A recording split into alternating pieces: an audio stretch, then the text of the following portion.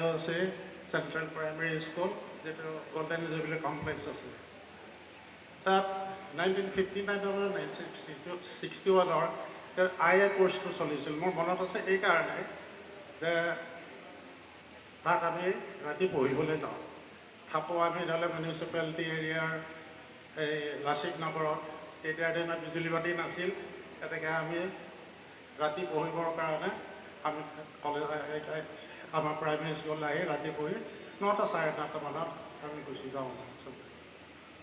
তাৰপাছতে প্ৰক্ৰিয়াটো এটা সময়ত 61 চনতে IA যিটো কোৰ্চ আছিল সেইটো সম্পূৰ্ণ হ'ল, পাছো কৰিলে, ভাল ৰিজাল্টো হৈছিল। কিন্তু তাৰপাছত আকৌ জ্যোতি বঢ়িল, আকৌ সেইসকল মহান ব্যক্তিৰ আশাহতীয়া প্ৰচেষ্টাৰ ফলত 1965 চনত আকৌ আমাৰ ডিগবৈ মহাবিদ্যালয়ৰ প্ৰতিষ্ঠিত হ'ল, জন্ম লাভ কৰিলে।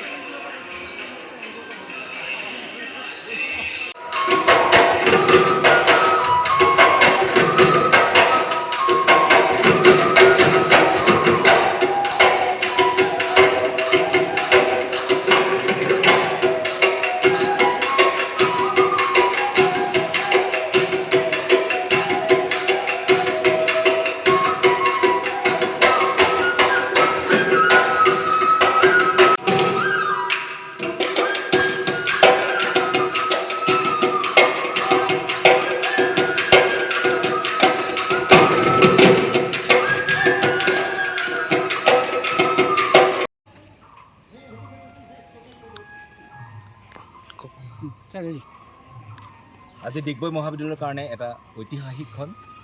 1965 চনৰ এই দিনতে ডিগবৈ মহাবিদ্যালয়ত প্ৰাণ প্ৰতিষ্ঠা হৈছিল। আমি সফলতাৰে 59 বছৰ অতিক্ৰম কৰি হীৰক জয়ন্তী বয়সত উপনীত হৈছোঁ।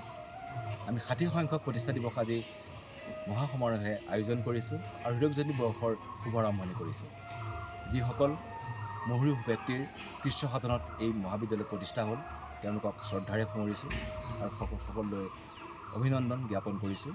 আমি আশা কৰিছোঁ যে যিসকলে যি আশাসুধীয়া প্ৰচেষ্টাত এই মহাবিদ্যালয় প্ৰতিষ্ঠা কৰিছিলে, তেওঁলোকৰ সপোন যাতে সফল হয় আৰু সফল হৈছে বুলি ভাবিছোঁ।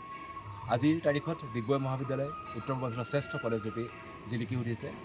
নাকত 3.49 CGPৰে তেওঁলোকে A+ গ্ৰেড পাইছে আৰু শেহতীয়াভাৱে ইণ্ডিয়া টুডেৰ সমীক্ষাত ভাৰতৰ শ্ৰেষ্ঠ কলেজৰ ভিতৰত ডিগবৈ মহাবিদ্যালয় কলা বিজ্ঞান স্নাতক শাখাত জিলিকি উঠিছে। এই মহাবিদ্যালয়ত আমি বিজ্ঞান বাণিজ্য কলা শাখাত আমি আণ্ডাৰ গ্ৰেজুৱেট প্ৰগ্ৰেম পঢ়োৱাৰ উপৰিও মাষ্টাৰ ডিগ্ৰী প্ৰগ্ৰেম পঢ়াওঁ। লগতে আমাৰ বিভোগ প্ৰগ্ৰেম আছে।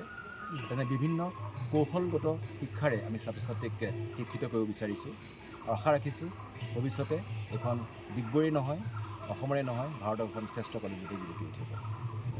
বিশ্ববিদ্যালয় উন্নীত হোৱাৰ কথাটো ডিগবৈ মহাবিদ্যালয়ৰ সপোন এটা নথকা নহয়। বিশ্ববিদ্যালয়ৰ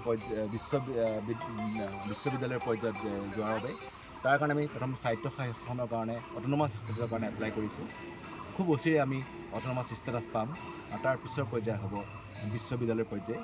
আৰু এটা কথা ক'বলৈ পাই সুখী হৈছোঁ যে অসম চৰকাৰৰ শিক্ষা উপদেষ্টা ডক্টৰ ননীগোপাল মহন্তই যেতিয়া আমাৰ কলেজ পৰিদৰ্শন কৰে, তেওঁ বিনাদ্বিধাই কৈ গৈছে যে এইখন কলেজক বিনাদ্বিধাই বিশ্ববিদ্যালয়ৰ পৰ্যায়লৈ উন্নত কৰিব পাৰে আৰু তাকে চৰকাৰক ক'ব। যিহেতু চৰকাৰেও ভাবিছে, আমাৰ ৰাইজেও ভাবিছে, গতিকে মই আশা ৰাখিছোঁ খুব সোনকালে ডিগবৈ মহাবিদ্যালয় বিশ্ববিদ্যালয়লৈ উত্তীৰ্ণ হ'ব। ধন্যবাদ।